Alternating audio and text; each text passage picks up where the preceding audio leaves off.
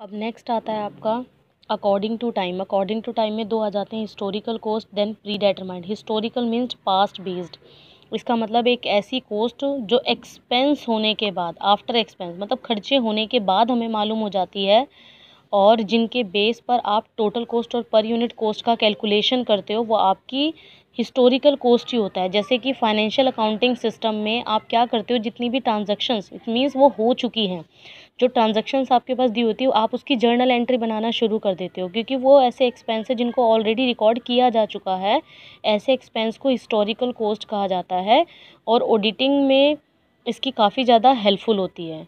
और नेक्स्ट आता है आपका pre determined cost. Pre determined का मतलब है कि आपका एक्सपेंस होने से पहले के जो खर्चे जब आप रिकॉर्ड करके रखते हो, तो वो आपके क्या आ जाते हैं, प्री डिटरमाइंड कॉस्ट है। अब एडवर्टीजमेंट पर जो खर्चा है वो आपका प्री डिटरमाइंड कॉस्ट है, भी आपको करना ही पड़ेगा। तो कुछ कुछ ये एस्टिमेशन कॉस्ट पर भी बेस्ड होते हैं। फिर थोड़ा सा स्टैंडर्ड बना लिए जाते हैं, उनका आपस में कंपैरिजन किया जाता है। जो भी वेरिएंसेस निकल कर सामने आते हैं उनको देखा जाता है वो वेरिएंसेस पॉजिटिव है या नेगेटिव है। पॉजिटिव है तो उसको एनहांस किया जाता है, आगे ले जाता है। नेगेटिव है तो उनकी कंट्रोलिंग वहीं पर ही कर दी जाती है। That is called predetermined cost. Next आता है according to planning and control. Planning and control की हम बात करें तो ये मैनेजमेंट के फंक्शंस के बिहाफ पर ही होता है। जैसे आप भी किसी भी मैनेजमेंट के फंक्शंस में planning, organizing, controlling, decision making, ये सारे काम करते हैं, उसी तरह से कॉस्ट अकाउंटिंग में भी इनका सबसे बड़ा रोल प्ले है। फर्स्ट आता है बजटेड कॉस्ट और फिर आता है स्टैंडर्ड कॉस्ट।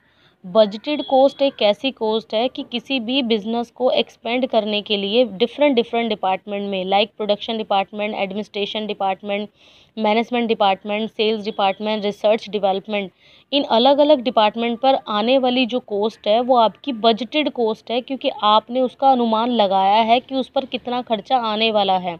और ये सब आपने क्या किया, अपने टारगेट को अचीव करने के लिए। तो जब टारगेट को अचीव करने के लिए आप पहले से ही बजट तैयार करके रख लेते हो, तो वो आपकी बजटेड कॉस्ट है। तो डिफरेंट डिफरेंट बजट्स में, मतलब प्रोडक्शन डिपार्टमेंट है, सेल परचेज डिपार्टमेंट में, उसमें मटेरियल भी आएगा, लेबर कॉस्ट भी आएगी, ओवरहेड के खर्चे भी आएंगे, सेल्स बजट भी आएगा। ये सब आपकी क्या है, बजटेड कॉस्ट है।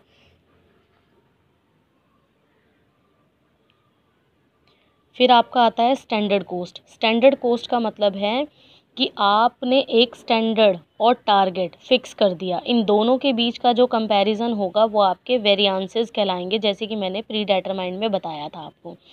इन वेरिएंसेस के बीच में अगर किसी भी तरह के डिफरेंसेस आ जाते हैं, मीन्स आपका एक्चुअल था 10 और टारगेट था 12, और ये अगर सेल हो गया तो प्लस पॉइंट है, नहीं हुआ तो माइनस पॉइंट है। तो आपने जो वेरिएंसेस देखे उसको डीपली एनालाइज करने का काम, उस पर प्रॉपर जो है कार्यवाही करने का काम यहाँ पर शुरू हो जाता है। That is called standard cost.